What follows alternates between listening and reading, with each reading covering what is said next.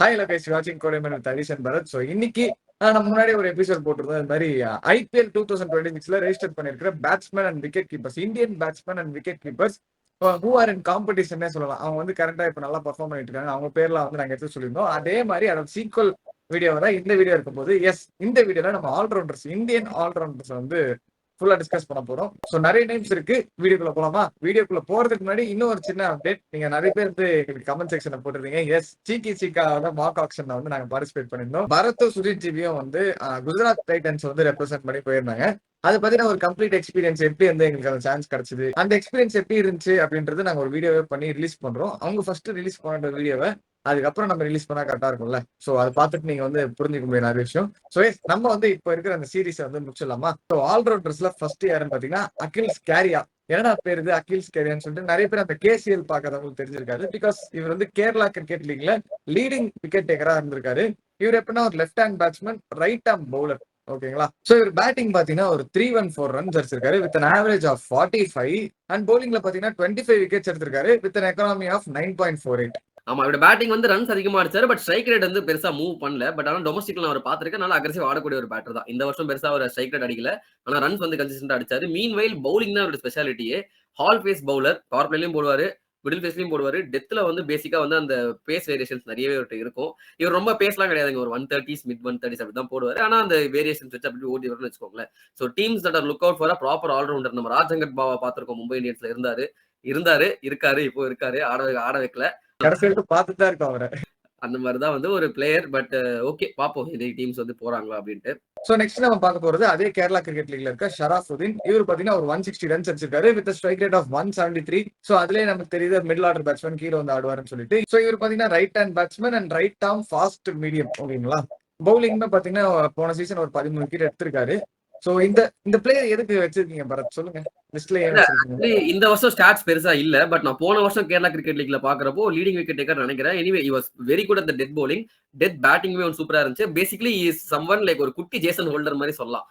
வருவாரு. அவருடைய ரோல் என்னன்னா வந்து டெத் பவுலிங் சூப்பரா போடுற பேஸ் வேரியேஷன்ஸ் வச்சு, பேட்டிங்லயும் கடைசி ஒரு 3 ஓவர்ல வந்து ஒரு 2-3 சிக்ஸ் வந்து அசால்ட்டா அடிப்பாரு. அந்த பவர் வந்து ஷரஃபுதீன் இருக்கு. இவர் ஆக்சுவலி நீங்க லோக்கல், நீங்க கேரளால போயிட்டு கிரிக்கெட் தெரிஞ்ச ஃபேன்ஸ் ஷரஃபு அப்படின்னு சொன்னீங்கன்னா எல்லாருக்குமே தெரியும். அந்த மாதிரி ஒரு local one of the best player இருக்கிற கரண்ட் மார்க்கெட்ல.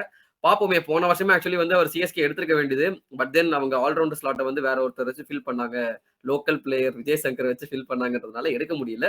இந்த வருஷம் விஜய் சங்கர் போயிட்டாரு அப்படின்றப்போ ப்ராபபிளி எடுப்பாங்களா அப்படின்றத பார்க்கணும். எஸ்பெஷலி சிஎஸ்கேக்கு தேவையில்ல அந்த ஒரு நம்பர் 7 ஸ்லாட். மேபி சிஎஸ்கே மாதிரி டீம்ஸ், சிஎஸ்கேன்னு சொல்ல, சிஎஸ்கே மாதிரி என்னென்ன டீம்ஸ்க்கு அந்த பொசிஷன் தேவை எடுப்பாங்க. சோ நெக்ஸ்ட் நம்ம பார்க்க போற player Prashant Veer from UP league. இவர் வந்து நம்ம முன்னாடியே சொல்லியிருப்போம், ஒரு ஜடேஜாக்கு ரீப்ளேஸ்மெண்ட், ஒரு லெஃப்ட் ஆர்ம் ஸ்பின் பேட்டிங் ஆடுற ஒரு கேப்பபிலிட்டி. அப்படியே ஜடேஜாக்கு அப்படியே காப்பி பேஸ்ட் மாதிரி ஒரு பிளேயர் நம்ம சொல்லியிருந்தோம். சோ எஸ், இவர் பாத்தீங்கன்னா பேட்டிங்ல இந்த சீசன் 320 ரன்ஸ் அடிச்சிருக்காரு with an average of 64, strike rate of 156 and வந்து பவுலிங்ல பாத்தீங்கன்னா ஒரு 8 விக்கெட்ஸ் எடுத்திருக்காரு with an economy of 6.69. Jadeja மாதிரியே ஒரு பிளேயருங்க, அப்படியே அச்சஸ். ஃபர்ஸ்ட் ஆஃப் ஆல் இவருக்கு இருக்கிற பிளஸ் என்னன்னு பாத்தீங்கன்னா இவர் ஒரு யங்ஸ்டர். சரியா, 22 இயர்ஸ் தான் ஆகுது. அண்ட் ஆக்சுவலி UP20ல அவர் விளையாடிட்டு இருந்த டீம்ல கேப்டன் வந்து மிட் சீசன்ல வந்து சேஞ்ச் பண்ணாங்க. கேப்டன்சி யார்ட்ட கொடுத்தாங்கன்னா இவர்ட்ட தான் கொடுத்தாங்க. 22 இயர்ஸ் தான் ஆகுது, இருந்தாலும் வந்து நம்பி கொடுத்தாங்க. அவர்கிட்ட கேப்டன்சி கொடுத்ததுல இருந்து அவர் ஸ்ட்ரைக் ரேட் வந்து பாத்தீங்கன்னா வந்து 260 சம்திங் இருந்துச்சு.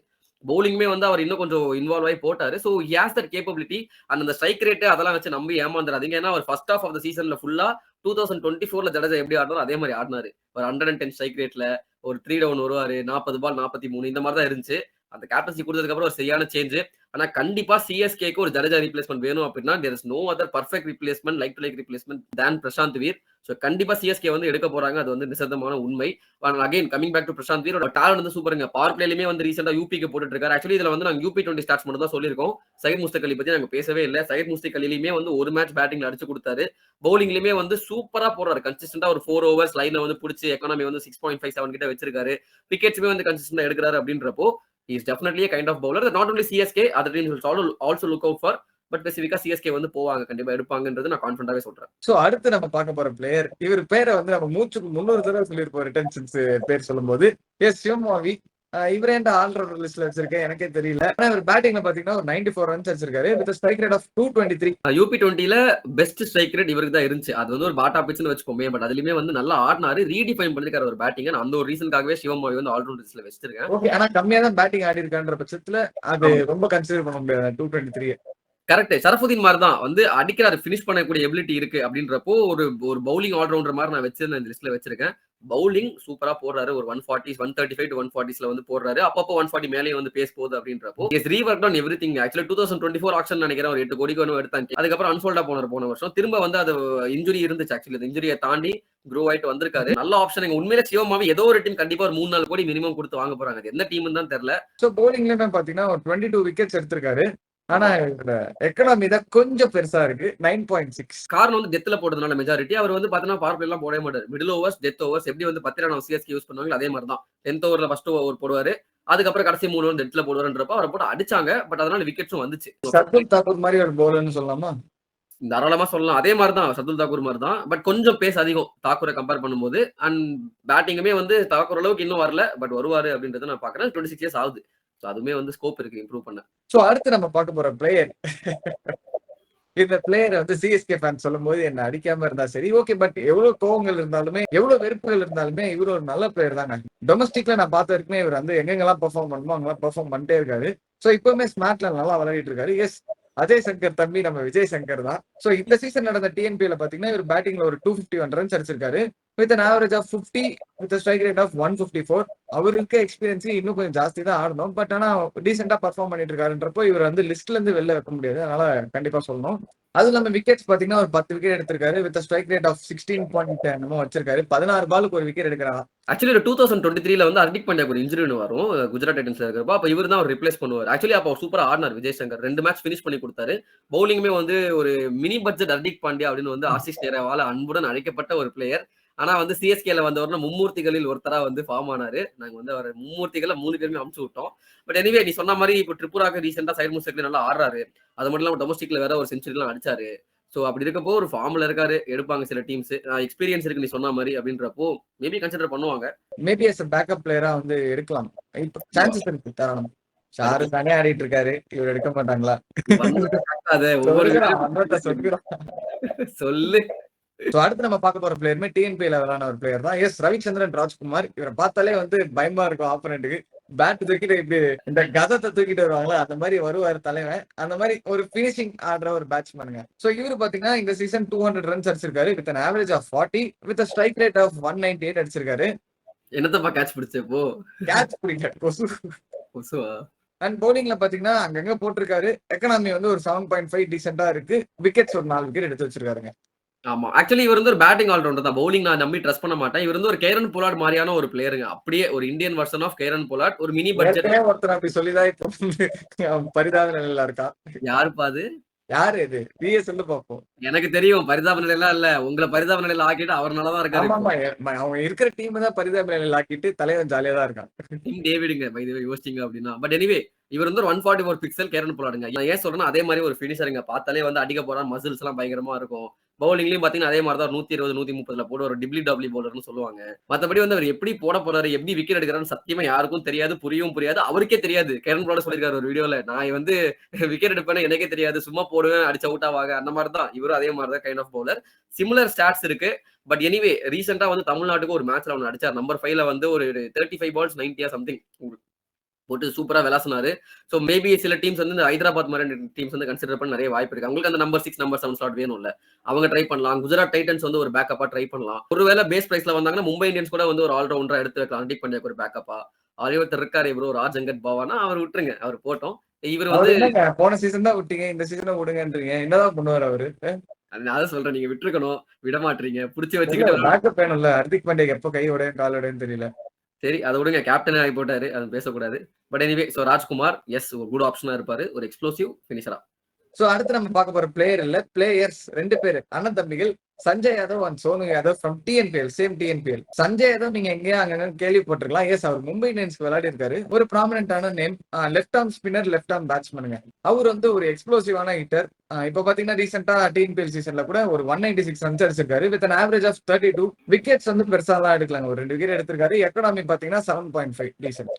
அவருக்கு இந்த வருஷம் பெருசா அமையல, பட் ஒரு வெட்டரன். சோ வந்து அவர் நம்பி எடுக்கலாம். இப்ப ரீசெண்டா கூட சிஎஸ்கே ட்ரையல்ஸ் இருந்தாருன்னு நம்ம பார்த்தோம். அவரு பிரசாந்த் வீர், அப்புறம் வந்து ஹர்ஷ் தியாகி, எல்லாருமே வந்து இருந்தாங்க. சோ அந்த வகையில இருந்தாருங்க. அவ்வளவுதான். எடுப்பாங்கலாம் சொல்ல. சரியா? ஒரு left arm spinner, left hand batsman, backup option, ஜடேஜாக்கு ரிப்ளேஸ்மென்ட் அவ்வளவுதான் நான் சொல்றேன். ஒரு எனவே அந்த கத்தாலாமே போயிருக்காங்க சிஎஸ்கே ட்ரையல்ஸ்க்கு. அப்படி யார் தான் எடுக்காங்க நான் பார்க்க போறேன் வெயிட் பண்ணி. 2 பேர் எடுப்பாங்க. அந்த 2 பேர்ல ஒருத்தர் வந்து பிரசாந்த் வீரு. இன்னொருத்தர் இல்ல யாருன்னு தெரியல. எடுப்பாங்களா?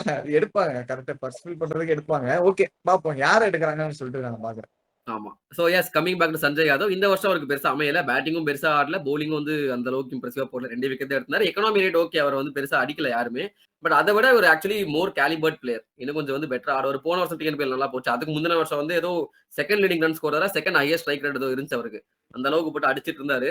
சோ பாப்போமே இந்த வருஷம் ஏதாச்சும் டீம் எடுத்தாங்களா? எடுப்பாங்க. பட் எந்த டீம் எடுப்பாங்கன்றது பொறுத்து இருந்து பார்க்கணும். சோ அடுத்து அவர் தம்பி சோனு யாதவ் பாத்தீங்கன்னா, அவரு ஒரு 133 ரன்ஸ் வச்சிருக்காரு. 133 ஸ்ட்ரைக் ரேட், 33 ஆவரேஜ். ஓகேங்களா? இவர் ஸ்பெஷாலிட்டி என்னன்னு பாத்தீங்கன்னா, இவரோட பவுலிங் தான். எஸ் இவரு தான் வந்து leading wicket taker of this season of TNPL. So இவரு பாத்தீங்கன்னா right hand batsman, right hand fast medium bowler. So wickets பாத்தீங்கன்னா 16 விக்கெட்ஸ் எடுத்திருக்காரு. Leading wicket taker in TNPL. And economy பாத்தீங்கன்னா 8 வச்சிருக்காரு, which is pretty decent. Actually இந்த வருஷம் நெல்லை Royal கிங்ஸ்க்கு அவர் சூப்பரா death bowling போட்டாரு. நிறைய இடத்துல அவங்க ஆக்சுவலி ஜெயிக்கிறதுக்கு முக்கியமான காரணம் அவர் இருந்தாரு. லைக் வந்து டெத் பவுலிங்ல ஒரு 5 ரன் 6 ரன்லாம் டிஃபெண்ட் பண்ணாரு எனக்கு சம்திங். பட் சூப்பரா போட்டாரு. நல்ல அக்யூரசி இருக்கு. யார்கர் செமையா வந்து நெயில் பண்ணுவாரு. Is definitely one bowler to watch out for.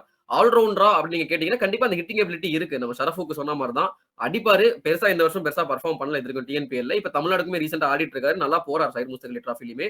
Again அந்த டீம்ல வந்து பேட்டிங் வந்து நம்ம 8 நம்ம 9 வரைக்கும் இருக்கு அப்படின்றப்போ சோனி யாதவுக்கு இப்போ வரைக்கும் பெருசா பேட்டிங் கிடைக்கல. இருந்தாலும் கடைசிருந்தாலும் அவங்க தோத்து தான் இருக்காங்க. அது வேற விஷயம். But okay. நான் முன்னாடி சொன்ன அந்த பவுலிங் ஆல்ரவுண்டர்ஸ் எதிர்பார்க்கிற டீம்ஸ்க்கு வந்து ஒரு ஆப்ஷனா இருப்பாரு. கொஞ்சம் ரிலேட்டிவ்லி யங் தான் இவரு. 25 தான் ஆகுது ஏஜ் அப்படின்றப்போ got age next to his side. So next நம்ம பார்க்க போற பிளேயர் மும்பை T20ல இருந்து ஒரு சூப்பரான சீசன்ங்க. இந்த சீசன் அவருக்கு வந்து நல்லா பெர்ஃபார்ம் பண்ணாரு. ஒரு right hand batsman, right hand fast medium bowler. Sairaj பாட்டீல மென்ஷன் பண்ணி ஆகணும். இவர் எப்பேற்பட்ட பிளேயர்னா என்ன சொல்றது, ஒரு எக்ஸ்ப்ளோசிவும் கிடையாது. அதே மாதிரி கீழெல்லாம் ஆட மாட்டாரு. Middle order batsman. நல்ல ஒரு ஷாட்ஸ் எல்லாம் வச்சிருக்காரு. நல்லா கரெக்டா இந்த ரன் இவ்வளவு ரன்ஸ் தேவைன்னா முடிச்சு கொடுக்குற ஒரு பிளேயர். ஆனா வந்து ரொம்ப எக்ஸ்ப்ளோசிவ் நம்ம சொல்ல முடியாது. இவர் எப்படி சொல்லலாம்னா கரெக்டா ஜிடில ஹர்திக் பாண்டியா கொஞ்சம் விளையாடுனார்ல நடுவுல. அந்த மாதிரி ஒரு சூப்பரான ஒரு பிளேயர்னே சொல்லலாம். இவர் பேட்டிங்கும் சரி பவுலிங்கும் சரி நல்லா ஒரு கான்ட்ரிபியூஷன் பண்ணியிருக்காரு டீமுக்கு. சோ இவர் பேட்டிங் பாத்தீங்கன்னா 233 ரன்ஸ் அடிச்சிருக்காரு with an average of 59, which is the second best average in அந்த லீக்ல மும்பை 20 லீக்ல அப்போ. அண்ட் ஸ்ட்ரைக் ரேட்மே பாத்தீங்கன்னா ஒரு 150 வச்சிருக்காரு, which is very good for a middle order batsman. And wickets பாத்தீங்கன்னா ஒரு 7 விக்கெட்ஸ் எடுத்திருக்காரு with an economy of 7.35, which is good for a bowler. ஆமா. Actually Mumbai T20 league பொறுத்தவரையில அவங்க இந்த டிஎன்பிஎல் மாதிரி 10 மேட்ச் 11 மேட்ச்லாம் ஆடலாங்க. ஆடுனதே வந்து ஒரு 5, 6 மேட்ச் தான். அதுல வந்து ஒரு பெர்ஃபார்மன்ஸ் நல்லா இருந்துச்சு. அண்ட் மோர் இம்பார்ட்டன்ட்லி இவரும் நான் சோனு யாதவுக்கு சொன்ன மாதிரி தான். டெத் பவுலிங்ல சூப்பரா போட்டாரு. பேஸ் வேரியேஷன்ஸ் நிறைய இருந்துச்சு. ஒரு 130 இவருமே 140லாம் கிடையாது. 130, 135ல போடுவாரு. நல்ல ஸ்லோவர் பால்ஸ், நல்ல யார்க்கர், ஒரு நல்ல பவுலிங் கேப்பபிலிட்டி இருக்கு. ரீசெண்டா சையத் முஸ்தக் அலி டிராஃபில கூட டெபியூ பண்ணாரு மும்பைக்கு. நல்லா விளையாடினாரு. எங்கேயுமே நல்லா பவுலிங் போட்டுட்டு இருக்காரு. பேட்டிங் அன்பார்ச்சுனேட்லி கிடைக்கல. அந்த டெப்த் எல்லாம் உங்களுக்கு நம்ம டாப்லயே முடிச்சு விட்டுறாங்க. ஆயுஷ் மாத்ரே, சூரியகுமார் அது வந்து பேட்டிங் இருக்கிறதால முடிஞ்சிருது. ஒருவேளை வந்து கீழ வரைக்கும் போகுது அப்படின்னா கண்டிப்பா சாய்ராஜ் பாட்டீலோட கேப்பபிலிட்டி அவங்களுக்கு தெரியும். நல்ல ஒரு ஆடக்கூடிய ஒரு பேட்டர் தான். சோ பாப்போம். கண்டிப்பா ஒரு டீம் எடுத்துருவாங்க. அதை நான் 100% ஷூரா சொல்றேன். என்ன டீம்ன்றது தான் நமக்கு தெரியல. சோ அடுத்து நம்ம பார்க்க போறது இவங்க வந்து 2 ப்ராமினன்ட் பேட்ஸ்மேன் ஆஃப் சௌராஷ்டிரா டீம்னே சொல்லலாம். இவங்க வந்து அந்த சௌராஷ்டிரா ப்ரோ பிரீமியர் T20 லீக்ல வந்து பயங்கரமா பெர்ஃபார்ம் பண்ணி ஒரு நல்ல ஸ்டாட்ஸ் வச்சிருக்காங்க. சோ யாருன்னு பாத்தீங்கன்னா பிரேராக் மான்கன் அண்ட் சிராக் ஜானி. பிரேராக் மான்கன் வந்து ஒரு எக்ஸ்ப்ளோசிவ் பேட்ஸ்மேன். பவுலிங் வந்து இப்போ சிவம் டுபே மாதிரி எப்போ ஏதாவது கொடுத்தாங்கன்னா போடுவோம்பா அந்த மாதிரி ஒரு பவுலர்.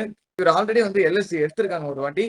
அண்ட் சிராக் ஜானி பாத்தீங்கன்னா கேகேஆர் ஒரு வாட்டி எடுத்திருக்காங்க. இவரு பாத்தீங்கன்னா அப்படியே கொஞ்சம் ஆப்போசிட். இவர் வந்து பவுலிங் மெயினா இருக்கிற ஒரு ஆல்ரவுண்டர்னே சொல்லலாம். இவர் பாத்தீங்கன்னா 2 பேருமே ஃபாஸ்ட் மீடியம் போடுவாங்க. நல்ல ப்ராமினன்டான பிளேயர்ஸ் ஃபார் சௌராஷ்டிரா. சோ பிரேராக் மான்கர் பாத்தீங்கன்னா ஒரு 298 ரன்ஸ் அடிச்சிருக்காரு இந்த சீசன்ல with an average of 59 with a strike rate of 153. So அந்த அதர் ஹேண்ட் சிராக் ஜானி பாத்தீங்கன்னா பவுலிங் அவர் ப்ராமினன்ட் சொல்லிருந்தால அவர் வந்து 16 விக்கெட்ஸ் எடுத்திருக்காரு. டெத் ஓவர்ஸ் எல்லாம் போடுறதுனால கொஞ்சம் அடி பலமா தான் இருந்திருக்கு. ஆனா வந்து விக்கெட்ஸ் வந்து கன்சிஸ்டன்டா எடுத்துட்டு இருப்பாருங்க. இவர் எல்லாம் எடுப்பாங்களா அப்படின்றது எனக்கும் தெரியல. ஏன்னா டொமஸ்டிக்ல உண்மையிலேயே ஒன் ஆஃப் த 2 லெஜெண்ட்ஸ்னே சொல்லலாம். சௌராஷ்டிரா ஓவர் தி இயர்ஸ் 2 பேருமே நல்லா பெர்ஃபார்ம் பண்றாங்க. பட் ப்ராப்ளம் என்னன்னா இந்த மாதிரி எடுத்து எக்ஸ்பெரிமெண்ட் பண்ண சில பிளேயர்ஸ் வந்து ஃபெயில் ஆயிட்டாங்க அப்படின்னா வந்து அவங்க ஃபெயில்டு கேட்டகரியில வந்து முத்திர குத்தி டீம்ஸ் அனுப்பிச்சு விட்டுருவாங்க. அந்த மாதிரி பிளேயர்ஸா இல்லாம இருந்தாங்கன்னா மேபி சில டீம்ஸ் ட்ரை பண்ணலாம். பட் கொஞ்சம் ரிஸ்க் தான் எடுக்கிறது பார்ப்போம். சோ அடுத்து நம்ம பார்க்க போற பிளேயர் இவருக்கு வந்து ஒரு ஐபிஎல் எக்ஸ்பீரியன்ஸ் இருக்குங்க. ப்ரீவியஸா வந்து டிசி கான்னாரு அமன் ஹக்கீம் கான். இவர் பாத்தீங்கன்னா மும்பைல விளையாடின ஒரு பிளேயர். அப்புறம் பர்ஃபார்மன்ஸ் டிப் ஆனதுனால அவர் வந்து பாண்டிச்சேரி பிரீமியர் லீக் ஆடினாரு. இவர் பாத்தீங்கன்னா ஒரு right hand batsman, right hand fast medium பவுலருங்க. ஐபிஎல்ல வந்து ஆக்சுவலி பெருசா ப்ரூவ் பண்ணாரு. இவர் எடுக்கும் போதே வந்து ஒரு ஐப்போட தான் எடுத்தாங்க. அடுத்து ஹர்திக் பாண்டியாவோ யோயோ அப்படின்னு இந்த எவெல்லாம் வந்து ஒரு right hand batter, right hand bowler 2மே வந்து சூப்பரா பண்ணுவாங்க. ஒரு எக்ஸ்ப்ளோசிவ் பேட்டர் இருந்தாலும் உடனே வந்து அடுத்த ஹர்திக் பாண்டியாவை உத்தர குத்திடுவாங்க. அதுல இவரும் ஒருத்தர். அன்பார்ச்சுனேட்லி டிசிக்கு வந்து அந்த அளவுக்கு பெர்ஃபார்ம் பண்ணல. அண்ட் இவரும் வந்து அந்த tried and tested category rejected கிளம்பு அப்படின்னு சொல்லி அனுப்பிச்சு விட்டாங்க. ரீசெண்டா நான் பாண்டிச்சேரி பிரீமியர் லீக்ல சூப்பரா போட்டாருங்க. பவுலிங் எஸ்பெஷலி ரீடிஃபைன் பண்ணி அவர் பேஸ் முன்னாடில இருந்து இருந்துச்சு. அந்த 140ல போடுவாரு. இந்த தடவையும் ஒரு 135 140 வந்து ரீசெண்டா போட்டு ஒரு டெத்ல நிறைய விக்கெட்ஸ் எடுத்து இவர் ஆக்சுவலி பாண்டிச்சேரி பிரீமியர் லீக்ல பேட்டிங் பெருசா எதுவும் ஆடல. ஆனா ரீசெண்டா சைட் முஸ்தக் அலி டிராஃபி பாண்டிச்சேரிக்கு நல்லா ஆடுறாரு. 231 ரன்ஸ் அடிச்சிருக்காரு with an average of 36 with a strike rate of around 160 plus. Pondicherry premier லீக்ல ஒரு பவுலரா வந்து செயல்பட்டிருக்காரு. லாஸ்ட் சீசன் இப்ப நடந்தது லாஸ்ட் சீசன் அந்த சீசன் வந்து 14 விக்கெட்ஸ் எடுத்து 8.5 எக்கனாமில ஃபினிஷ் பண்ணிருக்காரு.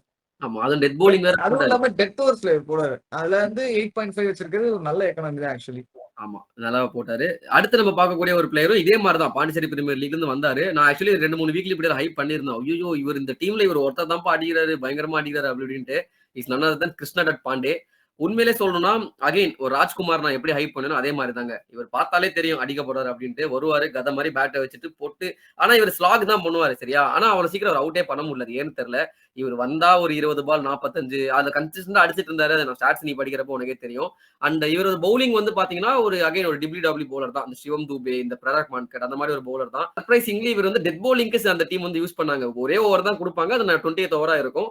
வந்து ஒரு 10 ரன் 11 ரன் கொடுத்து ஒரு விக்கெட் 2 விக்கெட் அப்படி எடுத்து அவரோட ஸ்டாட்ஸ் நீ படிக்கிறப்போ அதுவுமே உனக்கு தெரியும். எக்கனாமியும் அந்த எக்ஸ்பென்சிவ் சைடு தான் இருந்துச்சு.